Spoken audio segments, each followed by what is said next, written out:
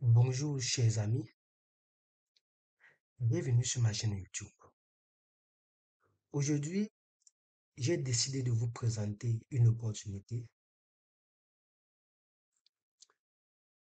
Il s'agit d'un programme de bourse. Le programme de bourse ARES. Comme vous pouvez le voir à l'écran, nous sommes sur le site officiel de ce programme. Vous pouvez le lire. Pour ceux qui ne le savent pas encore, ARES, c'est l'Académie de recherche et d'enseignement supérieur. Il s'agit d'un programme financé par le gouvernement belge et qui, chaque année, octroie environ 200 bourses pour les programmes de bachelier, de master ou de formation continue en Belgique. Nous allons tout au long de cette vidéo parcourir le site pour mieux comprendre les différentes filières et les procédures de candidature ainsi que les conditions d'éligibilité.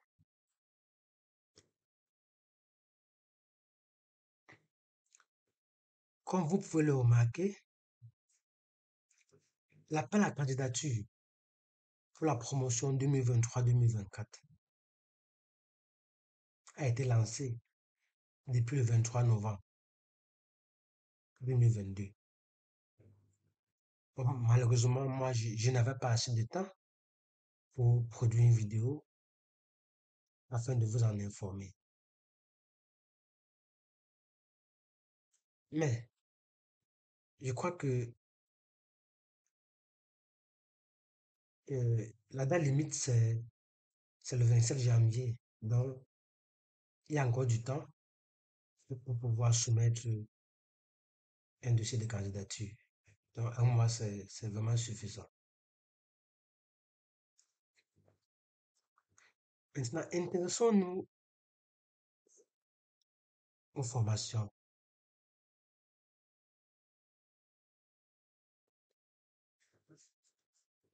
Vous remarquez qu'il y a trois types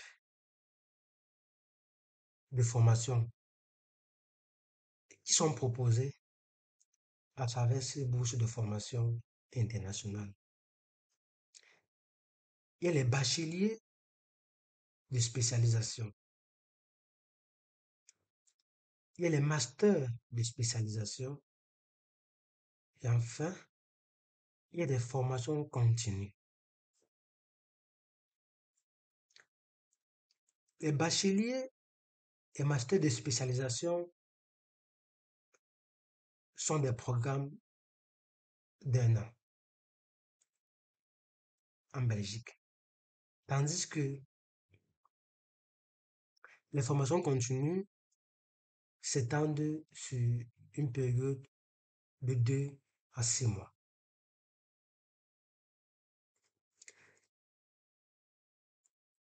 Il faut maintenant explorer chaque type de formation pour comprendre son contenu. Commençons par les bacheliers de spécialisation.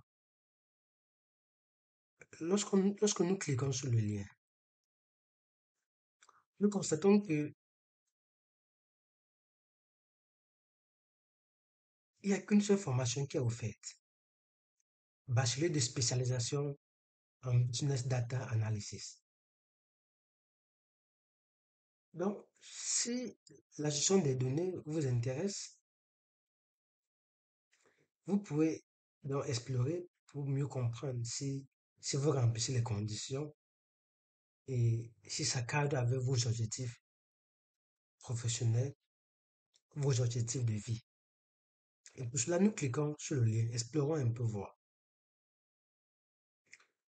Lorsque nous cliquons sur le lien,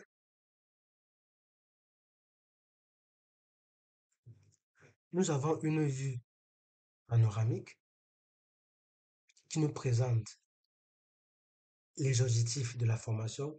Donc, comme je l'ai dit il y a un instant, donc, si vous voulez voir si ça cadre avec vos objectifs professionnels, avec ce que vous rêvez faire plus tard, donc, vous devez vérifier ici, objectif de formation. Le contenu de formation. Vous devez également explorer le contenu pour voir ce qui vous attend déjà et surtout, surtout les conditions d'admission. Parce qu'en réalité, les programmes de bourse sont très challengeants, sont très sélectifs. Et, et moi, je pense toujours qu'il ne faut pas postuler parce qu'il faut il faut pas postuler pour postuler. Il faut voir si on a le profil, si on répond aux conditions requises. Bon, je vais vous montrer quelque chose. Vous voyez, information complémentaire. Nombre de bourses disponibles, 10. Donc, c'est 10 bourses qui sont offertes dans le cadre de, de programme de formation de spécialisation en business data analysis. Voilà pourquoi je dis c'est challengeant et il faut vraiment se donner à fond. Et pour cela, il faut vérifier si on remplit les conditions d'admission. Donc, vous devez ouvrir pour voir si vous remplissez les conditions. Et là, vous avez tous les détails concernant les conditions. Si vous remplissez ces conditions, vous pouvez vous lancer. Donc, vous devez lire pour s'inscrire à la formation de spécialisation en business data analysis. Domaine 5, information et communication. Donc, vous voyez, domaine 6, domaine 7, et tout est bien détaillé. Donc, vous pouvez prendre connaissance et consulter tout pour voir si c'est votre profil, si ça cadre avec ce que vous avez fait auparavant, avant de postuler. On ne postulez pas sans vérifier les conditions d'admission. Vous voyez, il y a tellement d'informations là-dessus. Et il y a plusieurs domaines. Vous devez vérifier si au moins vous entrez dans l'un de ces domaines. OK. Je vous ai également parlé de l'objectif. Parce que vous devez voir si, parce que c'est toujours bien de faire euh, soit ce qui nous passionne, soit ce qui cadre avec nos objectifs futurs, nos objectifs de vie. Donc, et vous voyez que l'objectif de cette formation est de développer une expertise dans le traitement, l'exploitation et l'analyse des données générées par les activités d'une entreprise. Moi, je pense au data manager. Je pense à ceux qui font dans la gestion des données pour les organisations. Donc, cette formation est faite pour ceux-là. Et vous avez également la finalité générale, les compétences que vous allez pouvoir développer à l'issue de cette formation. Donc, vous devez voir, vous devez observer, voir tout cela afin de voir si ça cadre avec vos objectifs. Maintenant, revenons au programme de spécialisation des masters.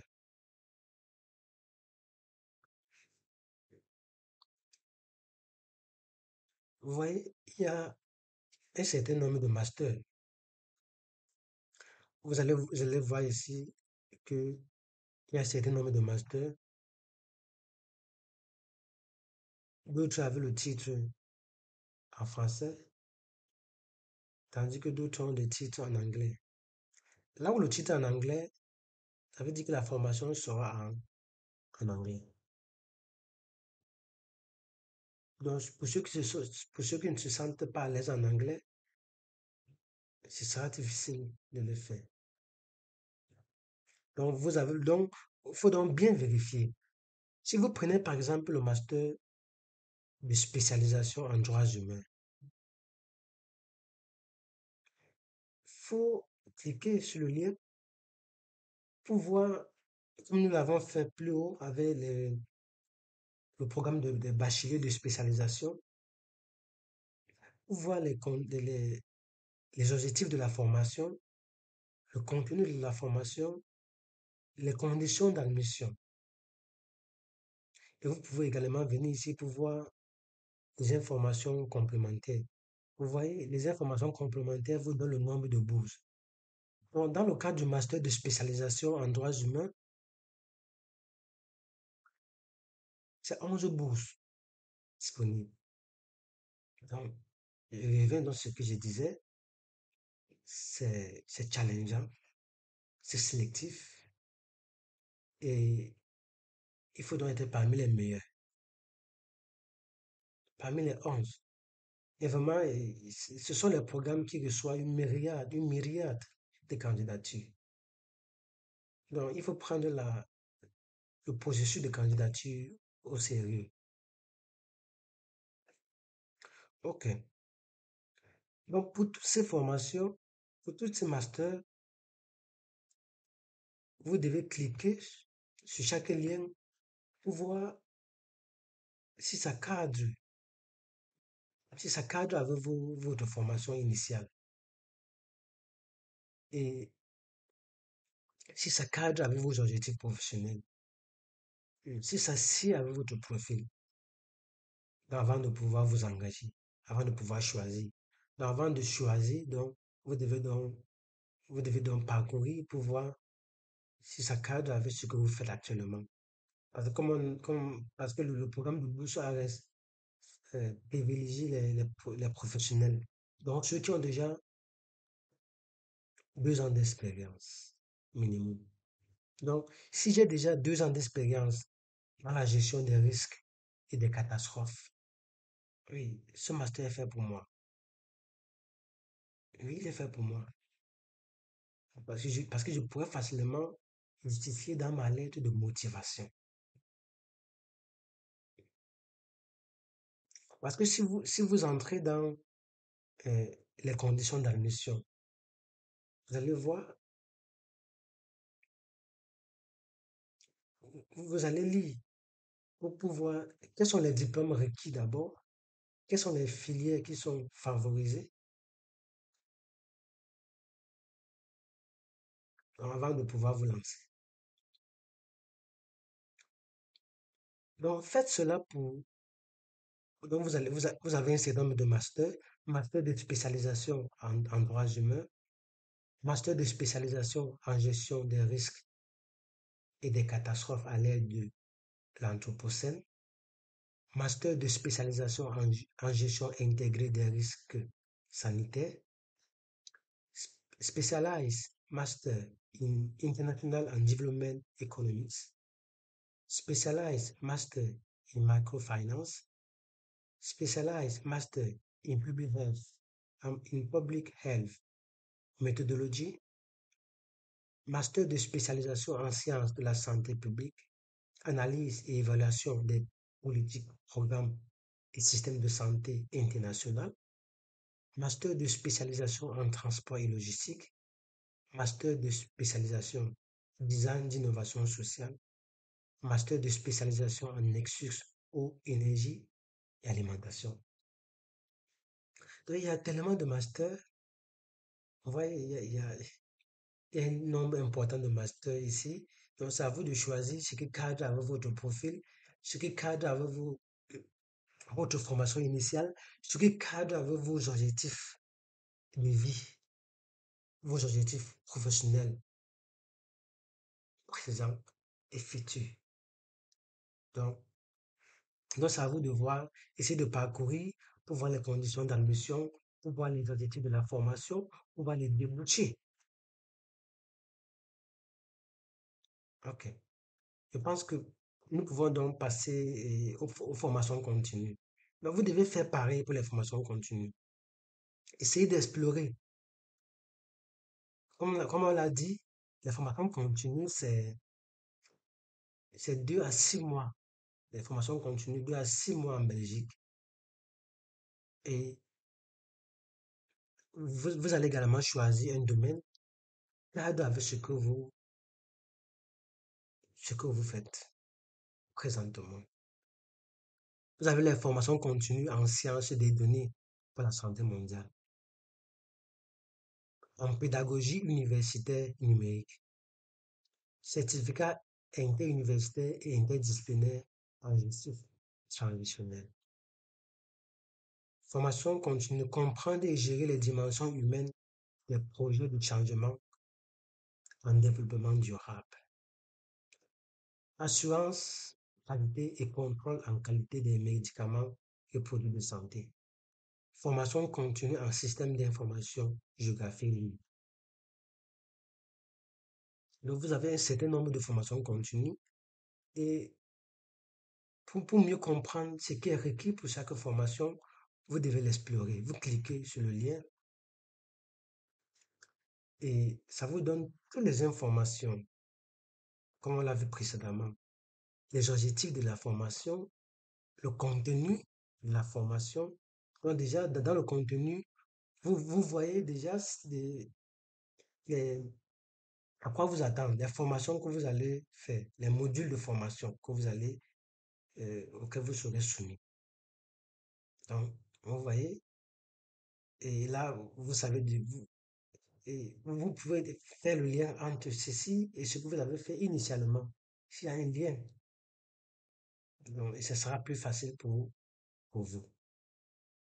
Donc, l'objectif de la formation. Quel est l'objectif de la formation? Vous devez lire pour voir si ça cadre avec vos objectifs futurs. Si ça vous intéresse vraiment, si ça vous passionne. Information complémentaire. Vous voyez ici, c'est jusqu'à 12, c'est 12 bourses. C'est 12 bourses disponibles. Et, et dans l'information complémentaire, vous voyez qu'il y a l'information débute le 13 février 2024 jusqu'au 9 juin 2024. Donc, vous avez toutes les informations sur le site internet de ce programme de bourse. Il faut juste explorer. Également, vous avez la langue de l'enseignement. La langue, la langue de l'enseignement. Ça veut dire que les cours seront dispensés en français. Conditions d'admission. Vous avez également les conditions d'admission. Il faut prendre connaissance de ces conditions avant de postuler. Car comme je l'ai dit, comme je l'ai déjà dit, il ne faut pas postuler pour postuler. Il faut voir d'abord si on a rempli les conditions. OK? D'accord, nous pouvons évoluer. Bon, je peux un peu vous ramener sur le programme de master pour choisir un programme en anglais. Un programme en anglais. Specialized Master in Microfinance. Vous voyez, si nous venons sur Additional Information, teaching, teaches, teaching language, English. Donc, vous voyez, donc c'est comme je l'ai dit, quand vous voyez que le titre est en anglais, ça veut dire que le programme sera dispensé en anglais. Et number of scholarship available. 10. Donc, il y a ces 10 bourses qui sont disponibles. Donc, lorsque vous voyez sur le site internet de ce programme de bourse, lorsque le titre est, lorsque le titre est en anglais, ça veut dire que le programme sera dispensé en anglais. Je pense que c'est comme ça pour tous ces programmes dont le titre est en anglais. Vous voyez, Specialized Master in Public Health Methodology, Additional Information, Teaching Language, English. Vous voyez? Donc, vous avez donc le choix. Vous avez donc le choix. OK. Je crois que, je crois que j'ai présenté les différents, les trois types de formations. Nous avons ensemble exploré et c'est ce que vous allez faire. Je vais mettre le lien du site sur la vidéo. Donc, vous allez parcourir comme ça pour voir la formation qui cadre mieux avec votre profil.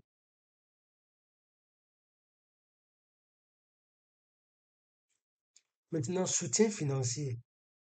Comme j'ai dit, c'est un programme de bourse. C'est bien parce que c'est entièrement financé. C'est un programme entièrement financé.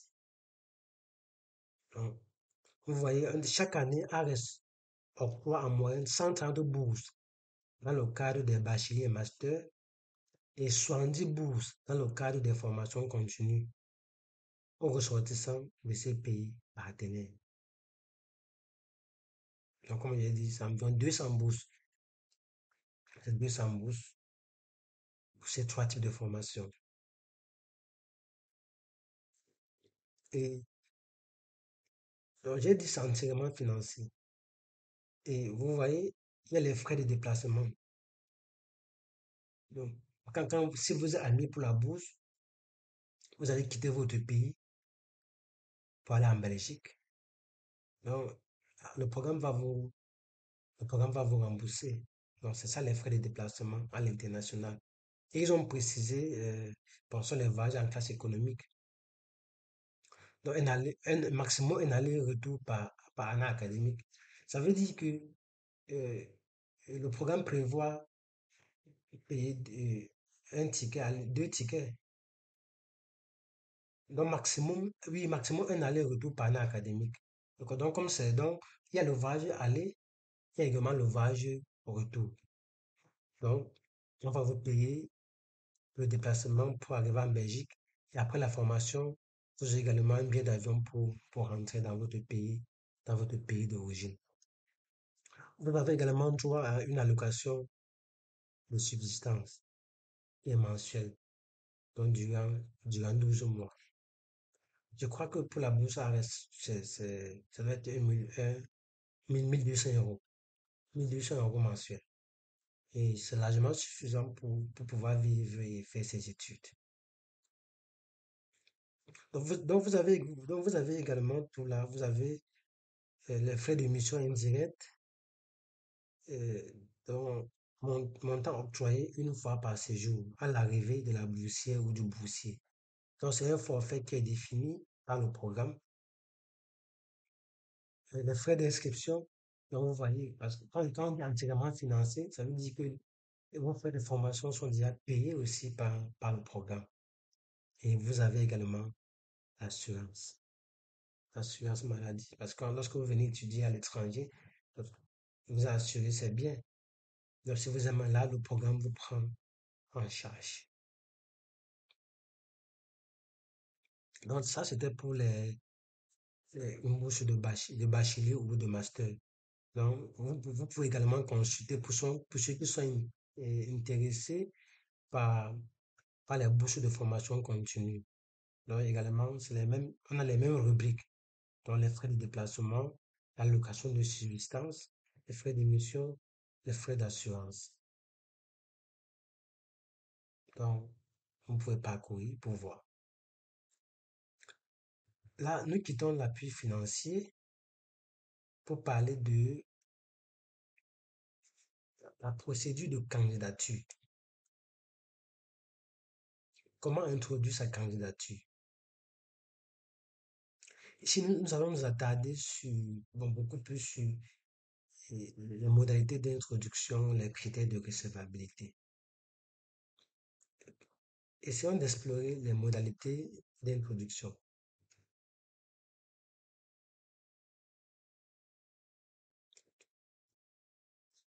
Vous voyez,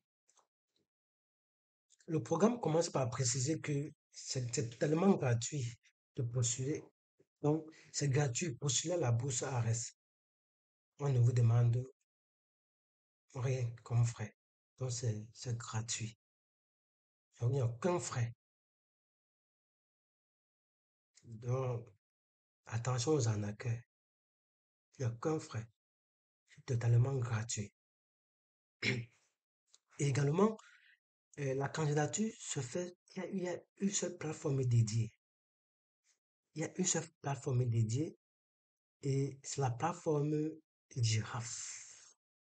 Girafe. Ça veut dire, vous devez créer un compte sur la plateforme Girafe en cliquant ici. Je crois que je vais faire une autre vidéo pour vous présenter la plateforme Girafe.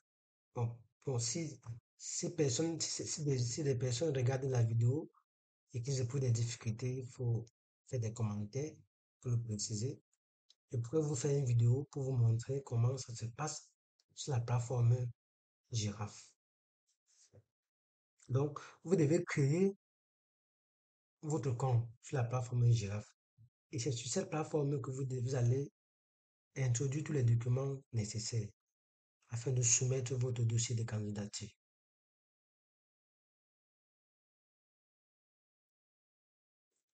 Bon, pour ceux qui ont déjà postulé l'année dernière, ils avaient, ils avaient déjà un compte Girafe. Donc, vous n'avez plus besoin de créer un autre compte. Il suffit juste de réutiliser ce compte. Et vous devez être attentif parce que vous voyez, il dit attention, vous ne devez cliquer qu'une seule fois sur le bouton candidature formation internationale 2023-2024. Donc, il faut être méticuleux, il faut faire attention aux détails. Donc, vous voyez, ici, là, vous avez tous les procédures, vous avez toutes les informations sur comment postuler lorsque vous êtes sur la plateforme Giraffe. Et comme je l'ai dit, si certaines personnes ont des difficultés, ils pourraient faire une vidéo sur la plateforme Giraffe. Mm. Bon, la date limite d'introduction des candidatures est fixée pour le 27 janvier à 12 heures, heure belge. Donc, le 27 janvier, donc pratiquement un mois. Donc, vous avez encore un mois pour pouvoir soumettre votre dossier de candidature. OK. Et les sélections, les personnes retenues ainsi que les personnes de réserve recevront un mail à l'issue des sélections. Donc, et ce sera en juin 2023. Donc, lorsque vous allez postuler, vous allez juste croiser les bras en attendant votre, en attendant la décision finale. Maintenant, évoluons. Allons sur le critère de recevabilité.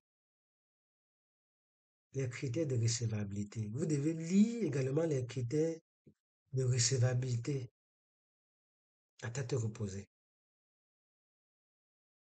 Enfin, avant de voir même si, parce que vous voyez, pour que sa demande soit recevable, il faut que le candidat, il y a les critères incontournables concernant même d'abord la nationalité.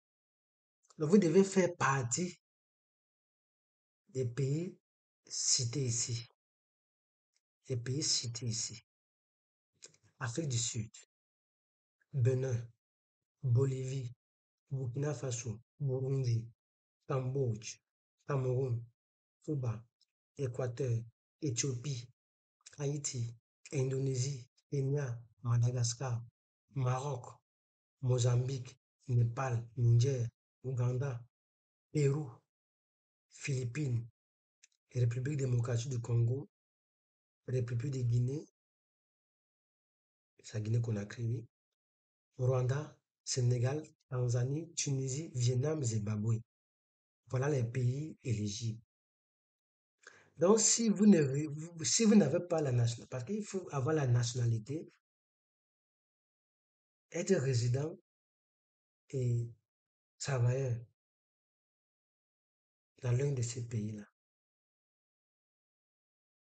Donc, si je prends, donc, si vous avez la nationalité camerounaise, si vous êtes camerounais, actuellement, vous devez résider au Cameroun et avoir une situation professionnelle, donc avoir un emploi,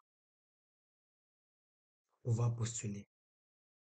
Donc, il faut d'abord vérifier si le pays, si votre pays est éligible. Oui. Donc, avoir un projet, soit porteur d'un diplôme comparable à un diplôme de second cycle. Donc, c'est l'équivalent de bac plus 5. Donc, quand tu as un master déjà, donc quand tu remplis le premier critère, tu vérifies maintenant si tu as un master. Et pour le master, c'est pour ceux qui veulent faire le programme de master de spécialisation.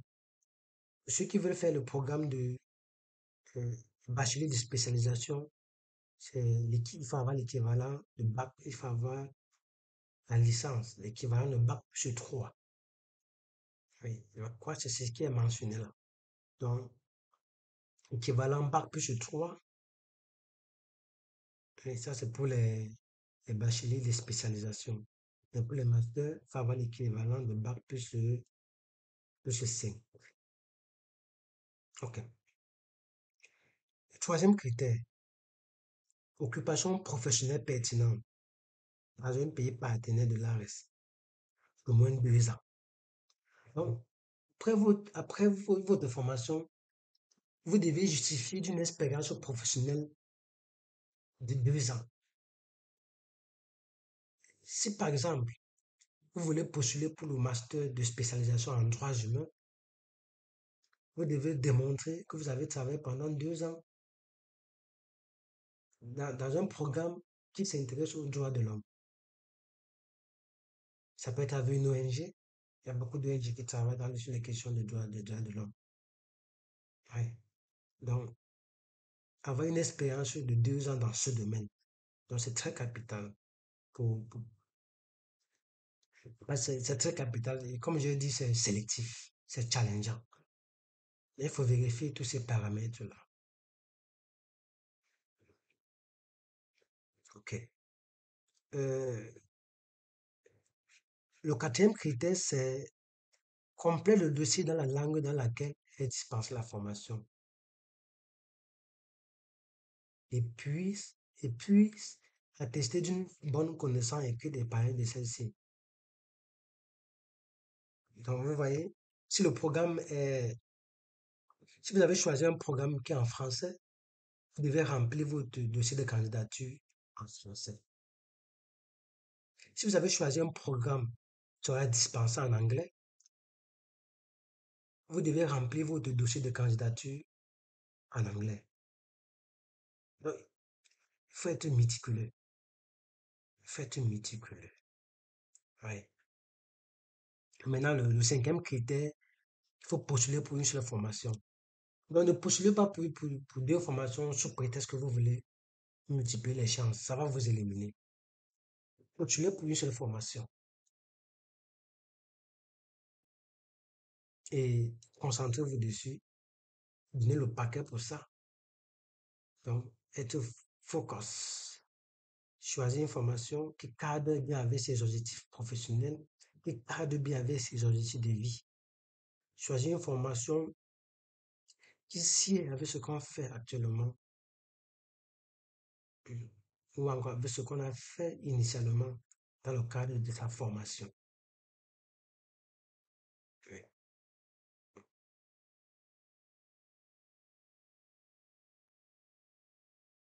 OK. Je crois que vous aurez le lien du site, vous aurez accès à tout. Donc, faut regarder tout cela, toutes ces conditions, tous ces critères avant de, ça ne prend pas beaucoup de temps. Donc, ça ne prend pas beaucoup de temps.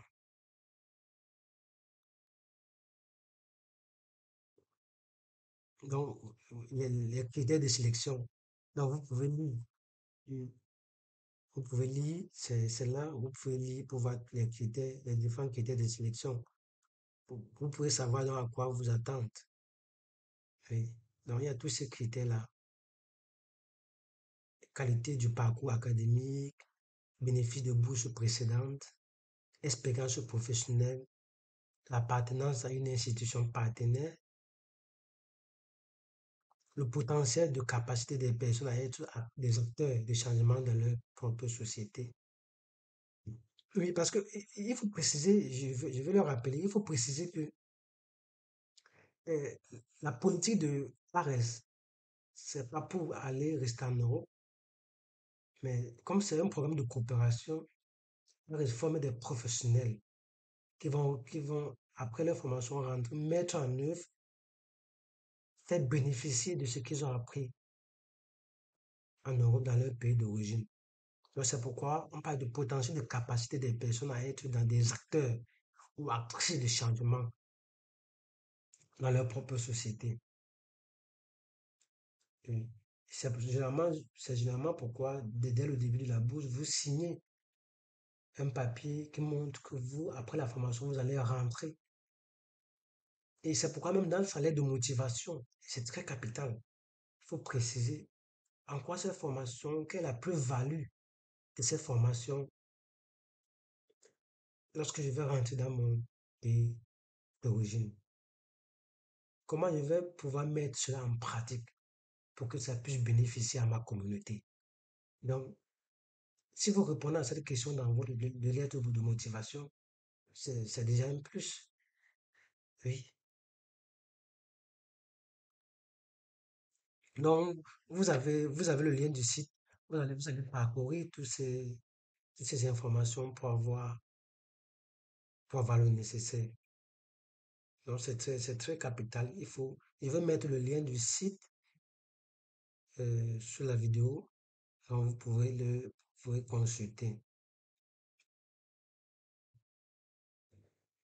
Je crois que nous avons fait l'essentiel. Nous avons fait l'essentiel. Donc, si vous avez des difficultés, n'hésitez pas à faire des commentaires.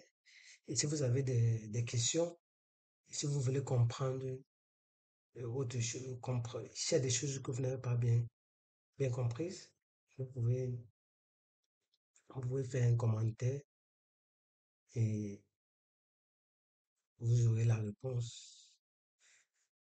Merci d'avoir suivi cette vidéo et n'hésitez pas à vous abonner pour ne pas rater les prochaines vidéos. Également, si ce programme ne vous intéresse pas, vous pouvez partager avec des personnes qui sont autour de vous, avec votre entourage, auquel- oui, avec votre entourage et avec toutes les personnes qui peuvent être intéressées par ce programme. Donc, partagez avec votre entourage, ça va aider, ça va aider les uns et les autres. Et parce que c'est ça notre objectif, être utile pour les autres, donner l'information parce que c'est le véritable problème aujourd'hui, c'est l'information. Donc, partager avec les autres, c'est c'est une façon de contribuer aussi au développement de sa communauté. Merci, abonnez-vous.